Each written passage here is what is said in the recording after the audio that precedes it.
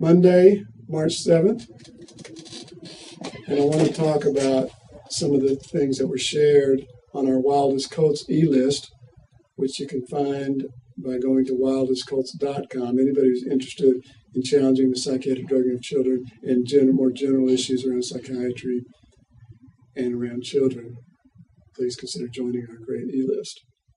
We were having a conversation on there about the concept of mental illness, and certain things were shared that I want to share with you, specifically from a couple of activist psychologist friends of mine, Seth Farber and Jeff Rubin, who are also on that e-list. Here's what Jeff Rubin, they're both from New York, by the way. They're both behind enemy lines. They're both in the snake pit of the course of psychiatry there in New York. But here's what Jeff had to say about mental illness. It makes no sense for a number of reasons. I'll mention two. It covers way too much stuff, and there's already a plain, easily understood way to say what you want without adding jargon.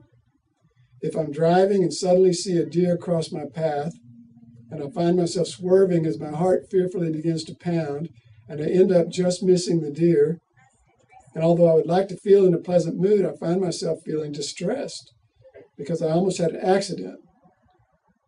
One definition is that I'm going through a period of mental illness. Anyone going through a life-threatening situation is mentally ill. Where does that get you? We already have a plain way to say it. Responding to a life-threatening situation.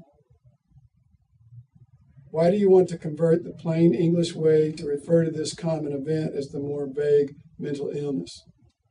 When you advocate that we require a special term to refer to something that is clearly understood using plain English, this only makes sense if you can explain the need for the special term. Plain speech, people in distress, even extreme states of mind, are due to events that have been hurtful, internally or externally. The need to use these special terms is about social control. Continuing in this vein, another psychologist, Seth Farber, pointed out that a consistent application of the concept defines all unhappiness as mental illness. And again, a dramatic example, a person in a concentration camp who's depressed. If they were mentally healthy, they would not be depressed, right? You may say that sounds extreme and you wouldn't agree, but concentration camp is not conducive to mental well-being, right? And we can make judgments of whatever we want about people, but they have not experienced the conditions conducive to well-being if they're in extreme states of mind and distress. Or else they're just facing circumstances of our life and society that are troubling and involve going through periods of adjustment and melancholy. I go through it every day. Sadness and crying, or frustration and anger, because I happen to read and look at what's going on in the world and the people I talk to. People have called me a very troubled man before, and it's true. They didn't mean it kindly, but Tom is unhappy because he's in a concentration camp. I would explain behavior as response to situational variables. You would say Tom is unhappy because he has a defective mind. And he has this in bold, there is a refusal to recognize how emotionally traumatic it is for people to be told by authority, you are mentally ill. Thomas Dodds called it swinging a semantic blackjack to crack the subject's dignity and respectability as easily as you crack a person's skull with a real blackjack. A more helpful response is, no, you're not mentally ill.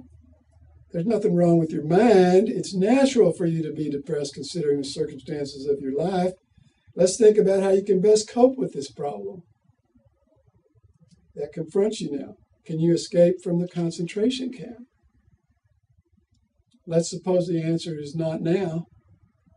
Then you could say, to help a person, let us think of all the extraordinary inner resources you possess that can help you to tolerate the concentration camp for the time being. This takes a strong person, but I know you can do it because you have a mentally strong mind. Don't listen to anyone who tells you you're mentally diseased. You're not. That's good. Here's a third very important reason from Jeff to reject this disease model. The term mental illness simplistically implies that the experience it refers to is bad. When we become concerned about a behavior or an emotion, this experience has the potential for good. When we experience something as a concern, we may begin a search for addressing the concern. Maybe there's a reason to be depressed. There are numerous experiences that at first seem bad, but as we address the concern that arose from the experience, we find we have greatly benefited. Thus, William James wrote often that experiences called mental illness often have the potential to lead to valued fruits. Example, women were depressed because they didn't have the right to vote. They spent long hours working on it. Many were called mentally ill because they were obsessing on something that they could not realistically achieve. They were depressed. They belonged in the kitchen. Do you think they were mentally ill? Of course not.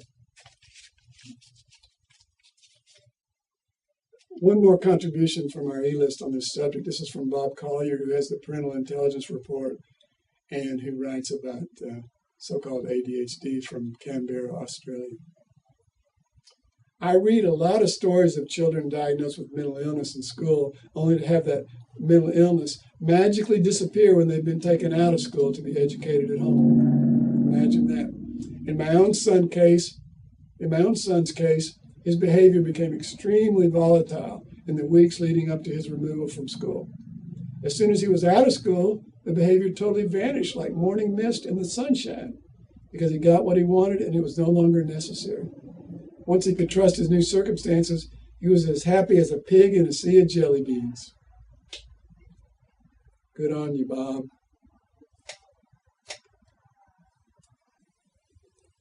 So just to hit the point home that this is very, very serious business. Wall Street Journal reported recently on IMS Health data, 40 million prescriptions of psychiatric drugs for children in the United States in 1 year. 24 million for ADHD. 24 million. 10 million for antidepressants. 6.5 million for the destructive and damaging and killing antipsychotic drugs. 40 million prescriptions for young children of all ages in this country in 1 year. It needs to stop.